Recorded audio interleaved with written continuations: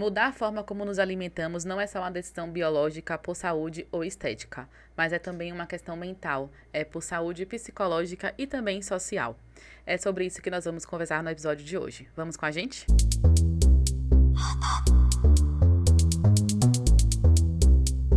Olá, pessoal, seja muito bem-vindo, muito bem-vinda ao Contrasfluxo. Eu sou Kátia Gonzalez e estou aqui hoje com uma convidada muito especial, a nutricionista Jéssica Couto, onde a gente vai conversar um pouco sobre transição alimentar, saúde da mulher, saúde mental e um pouco sobre esse universo da alimentação. Se você é novo aqui no Contrasfluxo, se inscreva. Se você não é novo também, já assiste nossos vídeos, mas não se inscreveu, não esquece de se inscrever também, que é super importante pra gente. Jéssica, seja muito bem-vinda ao Contrasfluxo. É um prazer ter você aqui. Obrigada por aceitar nosso convite. O prazer é meu. Muito obrigada pelo convite. Meu nome é Jéssica Couto. Eu sou nutricionista, já atuo na profissão há mais de 10 anos. Iniciei na área esportiva e clínica e hoje eu também estou abrangendo a área de saúde da mulher, onde eu vou ajudar mulheres com endometriose, que é o meu caso também, né? Foi por isso que, inclusive, eu comecei a estudar mais sobre a saúde da mulher. Mas também recebo mulheres na menopausa, que querem engravidar, com uma TPM desequilibrada, né? Que não é bem esse nome, mas como todo mundo conhece, né? E outras situações que estão ali no universo feminino e que a alimentação pode ajudar no controle hormonal. Bacana. E o tema de hoje foi justamente pensado porque todas essas condições envolvem uma transição alimentar. Então, pensar na saúde como um todo é pensar em uma alimentação saudável, né? Na sua prática clínica, o que é que você encontra de mais resistência das pacientes quando você fala assim, olha, a gente vai precisar dar uma mudada na alimentação, né? O que é que você encontra de resistência? Eu acho que, assim, principalmente o que já está enraizado, que foi construído desde a infância, né? Então, alguns hábitos e a relação que a pessoa constrói com a comida que veio do histórico da infância ali, ela tem dificuldade de mudar na fase adulta. Algumas pessoas já têm um estado de consciência muito avançado, que ela entende onde está a questão principal e ela vai agir em cima daquilo ali. A pessoa pensa, poxa, olha, tem tal hábito meu que não é interessante, mas eu vou precisar olhar para isso aqui, eu vou encontrar outras alternativas, eu vou fazer uma terapia. Já tem outras pessoas que nem percebem, só faz isso no modo automático. E aí é mais difícil quando essa pessoa não tem esse estado de consciência muito aguçado. A maioria das pessoas hoje são aceleradas, são ansiosas. Então, um outro ponto de dificuldade é fazer com que as pessoas canalizem menos o estresse, a ansiedade para a alimentação. Então, às vezes a pessoa tem uma intenção de seguir uma alimentação melhor, de mudar o estilo de vida, mas ela é pega nesse furacão aí da ansiedade e a forma mais prática e mais acessível de canalizar essa ansiedade acaba sendo a alimentação.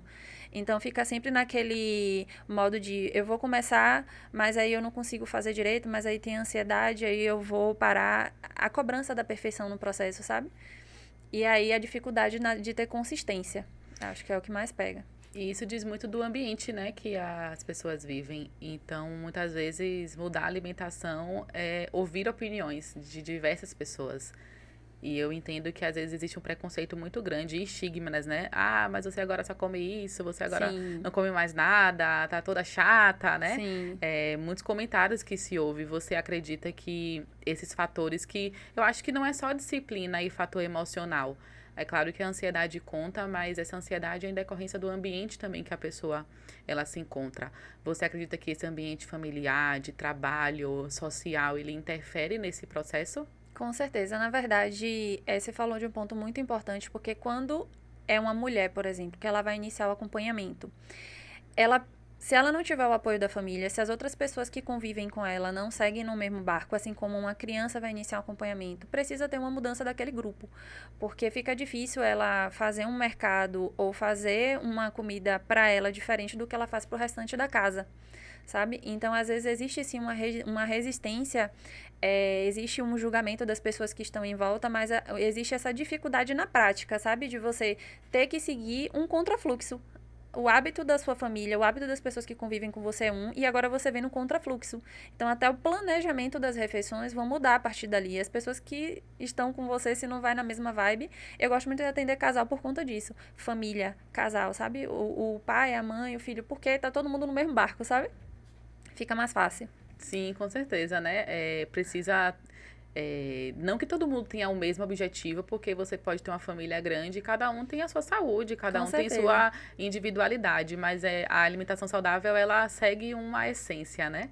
E eu acho que é importante incluir a família nisso. Sim. Quais são os estigmas, assim, que você mais encontra em relação à saúde da mulher? Quais são os mitos que mais são ditos, assim, pra você em consultório? Quando você fala alguma coisa e aí, tipo leite com manga, eu não posso tomar leite e manga ao mesmo tempo. Quais são esses mitos? Eu gostei muito dessa pergunta, porque, assim, é até um pouco polêmico, mas eu acho que o maior estigma, ela acontece no... Até quando a mulher ela vai numa consulta ginecológica. Por que que eu digo isso?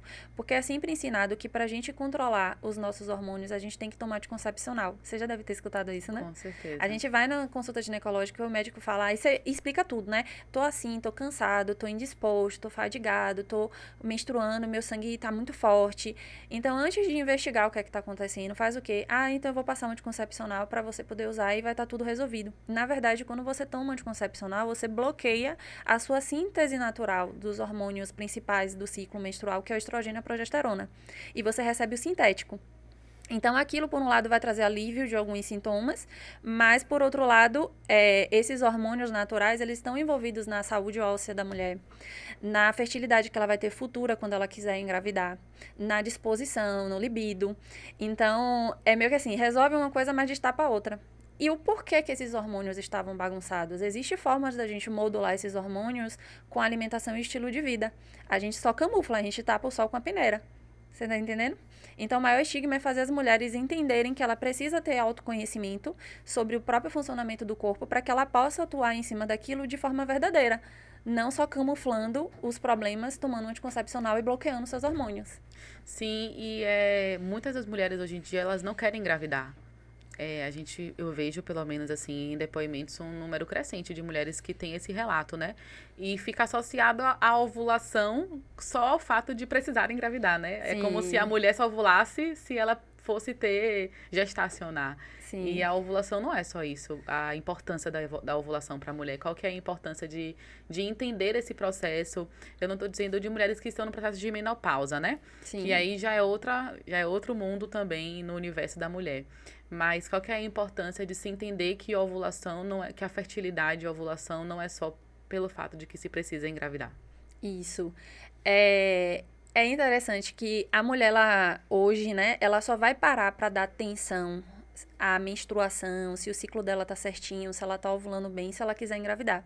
Sendo que uma mulher que ela tá saudável, ela ovula bem. Então, a fertilidade, a ovulação acontecendo no tempo certo, não é só voltada para aquela mulher que quer engravidar. Se você quer ter uma boa disposição, se você quer ter um bom empenho no desempenho ao longo do mês, no seu trabalho, na atividade física, você precisa ter um equilíbrio hormonal. E a ovulação acontecendo no tempo certo e não sendo turbulenta, né, uma TPM muito intensa, isso sinaliza que você está dentro do equilíbrio, que você está produzindo progesterona na quantidade certa, o estrogênio na quantidade certa e que tudo está funcionando bem. Então, quando esses hormônios estão em desequilíbrio, que você não está ovulando como deveria, ou a menstruação está atrasando demais, está relacionado também, está associado também à queda de libido, indisposição, inchaço, retenção. Então, quando a mulher ela vai para o consultório para querer consertar esses sintomas, ela quer ovular, mesmo que ela não queira engravidar, ela vai passar a ser mais fértil, ela vai passar a ovular melhor. E aí é uma opção se aquela mulher vai querer engravidar ou não, mas ela tem que ovular bem para poder render bem na vida, sabe? É biológico, É né? De alguma biológico. forma. A É. bioquímica do corpo pede, do corpo da mulher pede isso, né? E assim, ó, quando eu falei do anticoncepcional, não é querendo também demonizar o uso do anticoncepcional, mas a ideia o anticoncepcional é para mulheres que não querem engravidar, né? Não é um consertador do ciclo menstrual da mulher. É essa questão que a gente tem que desmistificar, né? Sim, importante isso. É, É. E você fala da endometriose, né? Que você direcionou mais o seu olhar e cuidado para as mulheres a partir de uma experiência sua. sim. O que é que a alimentação pode modificar em relação à endometriose? Ó, a informação que a gente recebe assim que a gente entra nas redes sociais e a mulher descobre que ela tem endometriose, é que endometriose é uma doença inflamatória, né? A pessoa aqui que tem endometriose pode não fazer nenhum movimento em relação a eu vou ter um hábito ruim. Não. Até uma pessoa que tá com tudo organizadinho, ela tem um processo inflamatório instalado dentro do corpo dela. O que acontece é que, a depender do seu estilo de vida, essa inflamação vai tomar uma proporção muito grande ou não, né? Então, o que foi que eu descobri, né? Qual é o principal desequilíbrio da endometriose? A mulher com endometriose, ela tem uma predominância estrogênica. Por isso que ela sente sempre muita cólica, um fluxo sanguíneo muito intenso. A progesterona dela é baixa e o estrogênio é muito alto. Olha só que bacana. O estrogênio, ele está na primeira fase do ciclo. Ele é responsável pelo dinamismo, pela energia, pela ação, né? E ele também produz aquela camadinha ali do útero que vai descamar e vai virar menstruação se a mulher não engravidar. Pronto. A progesterona, ela entra no segundo momento, que é o que vai trazer tranquilidade, ele é mais ansiolítico, e ele vai dar uma barrada nesse estrogênio para dizer, meu filho, pare de produzir essa camada aí, porque não rolou o bebê e não vai precisar dessa caminha no útero. Pronto. Só que quando a mulher tem endometriose, esse estrogênio chega lá e diz, não, eu vou produzir essa camada, eu vou produzir, sem contar que as células de inflamação, né, endometrióticas que estão na cavidade abdominal, elas estão ali recebendo o estímulo também, e tá mandando inflamação pro corpo todo. Então, quando vem o ciclo menstrual é sempre muito turbulento, é sempre com muita dor. E aí que entra a modulação através da alimentação, onde você vai entrar com os alimentos que vai diminuir esse estrogênio, dar uma força e uma potência na progesterona para diminuir a ansiedade, para diminuir o fluxo sanguíneo, essa mulher não ficar com anemia, não ficar sempre com indisposição, com um cansaço, que é muito comum nas mulheres com endometriose. E então, quais são esses alimentos que... os alimentos que ajudam. Alimentos naturais que são anti-inflamatórios. Gengibre, cúrcuma, então fazer chá, utilizar em receitas onde você vai, por exemplo, um caldo de abóbora com cúrcuma e gengibre, uma receita que eu gosto muito de passar para as pacientes. É maravilhoso para o consumo à noite, por exemplo. Reduzir o consumo de carne vermelha, açúcar, leite derivados, glúten. Eu tive uma resistência em receber essa informação no início, porque eu sempre fui a nutri do não terrorismo, sabe? De, não gosto de proibições, eu acho que tudo é equilíbrio, mas, de fato, eu percebi na prática que esses alimentos, eles influenciavam e muito no meu nível inflamatório, e não que esses alimentos, eles causem inflamação em qualquer pessoa, mas na mulher com endometriose, ele vai amplificar o que já existe ali dentro. Então, a saúde, principalmente intestinal da mulher com endometriose, ela é comprometida. E a recepção desses alimentos é diferente de uma pessoa que não tem um problema inflamatório. Então, retirar esses alimentos e incluir frutas vermelhas, folhosos verdes escuros, o gengibre, a cúrcuma, suplementação de ômega 3, coenzima Q10. É muito eficiente também. A cúrcuma existe também a suplementação para que ela seja mais eficiente, uma dosagem maior. E isso faz toda a diferença. Então, assim, eu recebo muitas mulheres com endometriose desde que eu comecei a postar mais sobre o assunto. E é nítida a diferença dentro de um mês, sabe? No nível de disposição, de diminuição dos sintomas. Então, tem muita relação de fato. E perde peso também, né, em relação a... É consequência, sabe? Do processo. Desincha muito, principalmente. Porque a mulher com endometriose, ela tem a característica da barriga durinha, inchada. Então, uma das coisas que diminui muito é a circunferência abdominal de um encontro para o outro. Sabe? Da primeira para a segunda consulta, diminui muito essa distensão abdominal. Você fala sobre essa questão do autoconhecimento, né? De ter consciência do próprio corpo. Sim. Você relata também que muitas mulheres chegam sem ter noção, né? De si mesmo, dessa consciência. Você observa que há essa modificação com o passar do tempo. A partir do momento que ela consegue, né, aderir ali às recomendações, a fazer essa transição alimentar, ela consegue se conhecer mais, se autoconhecer. Qual a ligação que tem dessa mudança alimentar com esse processo de autoconhecimento? Eu acho que assim, uma das maiores questões hoje é que as pessoas funcionam muito no piloto automático. Às vezes a gente não perdeu a conexão, assim, de se auto-perceber, sabe? De analisar, caramba, eu tô mais tenso. Eu tô essa semana com o intestino mais preso, mas como é que tá? Eu tava mais angustiada, eu tava mais ansiosa. Então, ao decorrer do acompanhamento, eu acho que as pessoas vão se reconectando com essa coisa assim de tipo, olha, Nutri, eu tô me sentindo melhor, a alimentação, assim, eu tô me sentindo mais vigorosa, meu libido melhorou. Aí você vai começando a ficar mais atenta, assim, liga aquela luzinha de, peraí, o que é que meu corpo tá dizendo aqui? Sai do piloto automático, sabe? Então, tem muitas coisas que por muito tempo a pessoa vai negligenciando e a partir do momento que ela começa a se cuidar mais e ela começa a adentrar nesse mundo da alimentação mais saudável, ela começa a ver que a potência dela era muito maior em muitas áreas, mas que ela estava trabalhando na reserva, sabe? E que agora, isso aqui que é disposição, né? isso aqui que é raciocínio. E, poxa, olha, eu tô estudando mais, eu tô me concentrando mais. E é basicamente isso, as pessoas estavam funcionando na reserva. E agora tá chegando na sua potência máxima com a alimentação, né?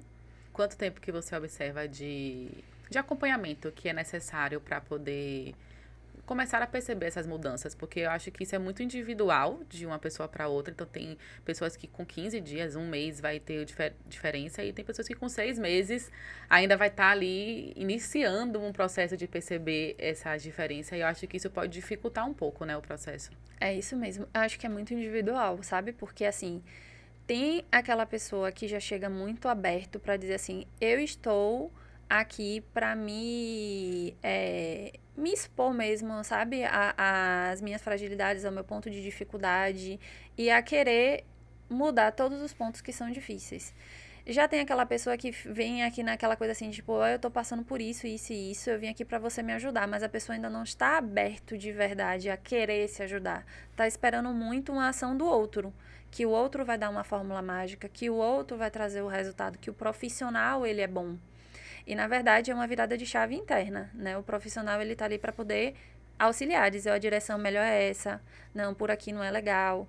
Ah, mas eu quero comer não sei quantos carboidratos nesse horário. Não, aí não vai dar certo. Então a gente tem esse conhecimento técnico, né? Mas a caminhada mesmo é individual.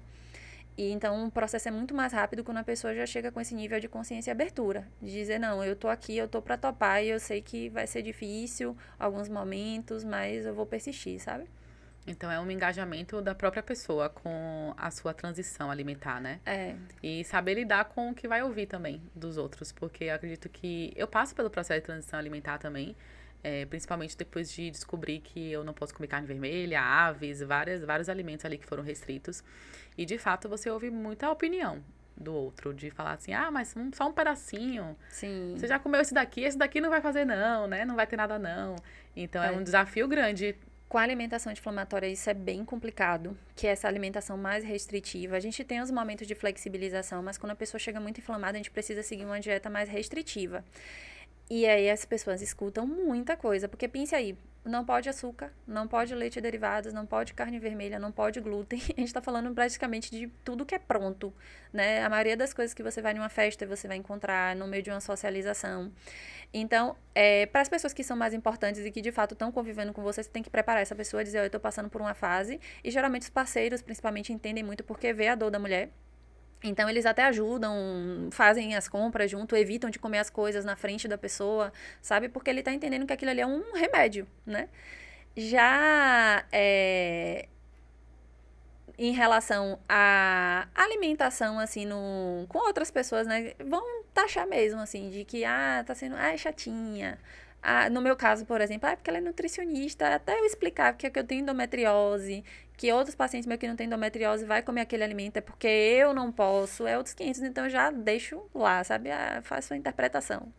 Mas os pacientes trazem, as pacientes, né, trazem muito isso no consultório, essa resistência, esse julgamento das pessoas, sabe? E é importante, muitas vezes, esse trabalho conjunto da nutrição com a psicologia. Sim. Você tocou num ponto que é muito importante, que as pessoas, às vezes, elas vão para uma consulta com a nutricionista, com o médico, com qualquer profissional de saúde, na verdade, achando que ele vai dizer o que é que vai fazer, né?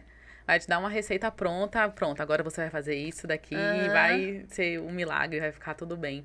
E isso também é visto dentro da psicologia. Eu ouço muito relato das pessoas falarem assim, ah, mas a psicóloga não fala nada.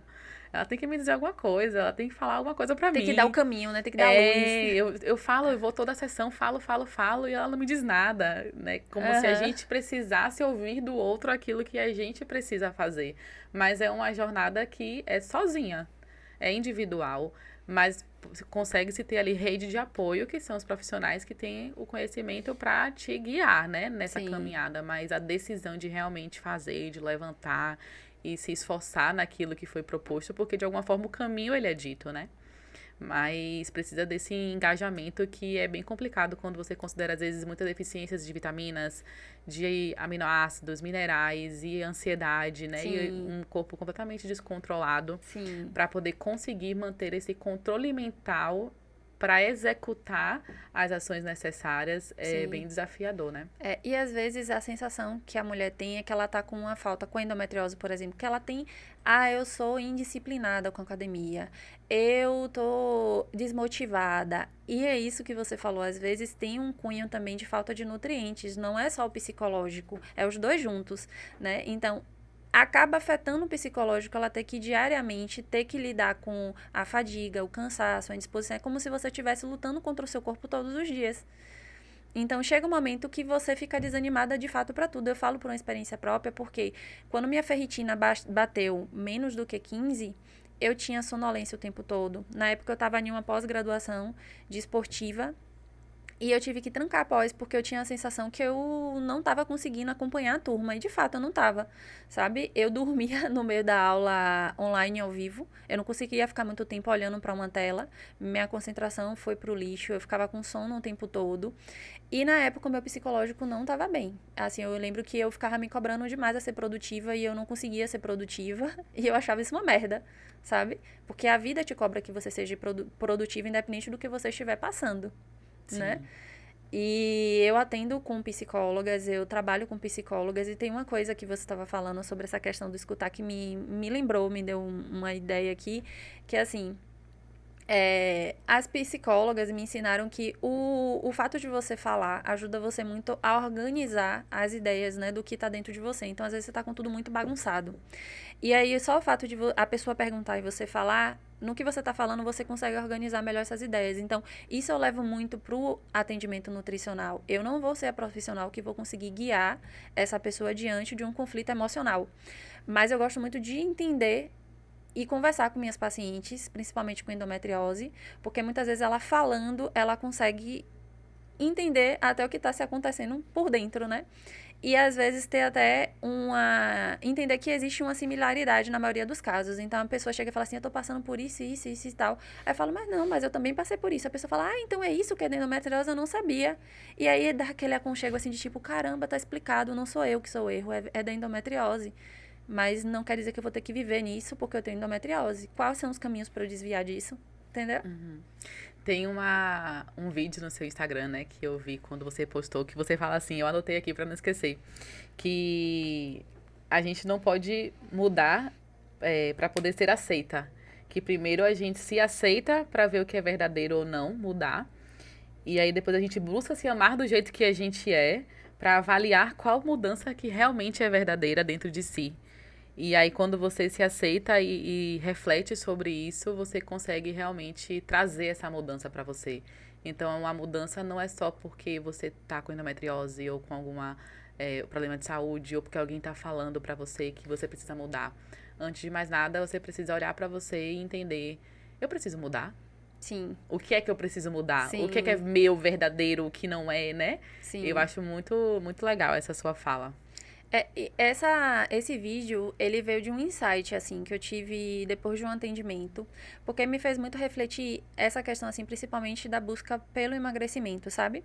As pessoas acreditam que elas só vão se aceitar de verdade depois que ela chegar no corpo X. E a ordem tá um pouquinho errada. Elas precisam primeiro se aceitar para que elas passem pelo processo de bem consigo, se amando, para que esse amor próprio evite que a pessoa tente achar alternativas mirabolantes, entendeu? Então, você quer dizer o quê? Que eu vou ter que aceitar minha barriga caída que eu tive depois da gestação, que tá cheia de gordura, vou ter que olhar para isso e dizer que tá bonito para depois emagrecer? Não, mas você precisa se olhar com amor. Se aceitar, dizer assim, essa sou eu, essas são as minhas limitações, esse corpo passou por uma gestação, ele tá dessa forma, ele pode ficar melhor, mas eu me amo muito. E eu vou passar por esse processo e no final das contas a gente vai ver, né, como é que esse corpo ele vai ficar depois de um processo de mudança.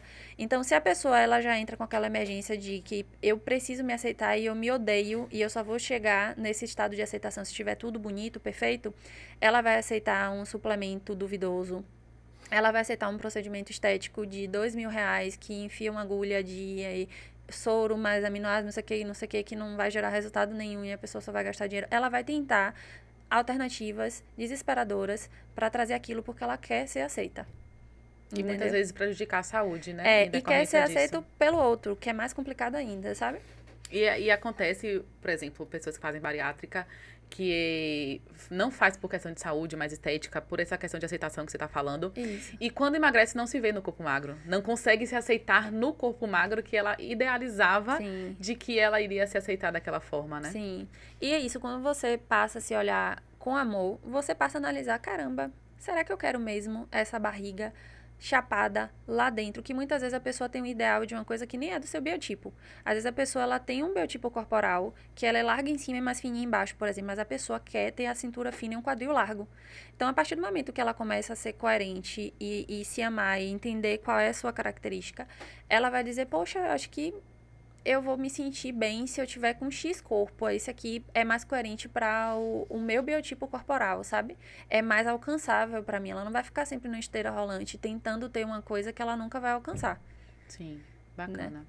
A gente está chegando no final do nosso episódio. E para finalizar, nós sempre pedimos uma reflexão para os nossos ouvintes, né? E aí eu vou te pedir para quem está ouvindo a gente em casa, o que é que você pode trazer de reflexão? Essa é uma frase de uma mentora minha na área de saúde da mulher, que ela fala o seguinte: a alimentação, ela não trata tudo, mas sem a alimentação a gente não trata nada. Então, isso faz muito sentido para mim, né? Que não tem como a alimentação sozinha, muitas vezes, tratar um problema muito sério da vida de uma pessoa. Mas não existe um problema de saúde que a alimentação ela não tenha uma interferência. Ela vai sempre ajudar ou na prevenção ou no tratamento de alguma forma. E é isso que eu acredito. Jéssica, onde é que a gente te encontra? Eu atendo na Avenida Tancredo Neves, edifício Guimarães Trade, fica próximo ao Salvador Shopping. E também atendo em Cajazeiras, no núcleo que fica na rótula da feirinha, o núcleo de Essiane. E é isso. Instagram tem? Tenho. @nutri_Jéssica Couto. A gente vai deixar aqui embaixo também na legenda o Instagram da Jéssica. Você que assistiu até aqui, agradeço. Curta, comente, compartilhe. Se você é novo aqui no Contra os Fluxos, se inscreva. Se você não é novo também, já assiste nossos vídeos, mas não se inscreveu, não esquece de se inscrever também, que é super importante pra gente. Até a próxima.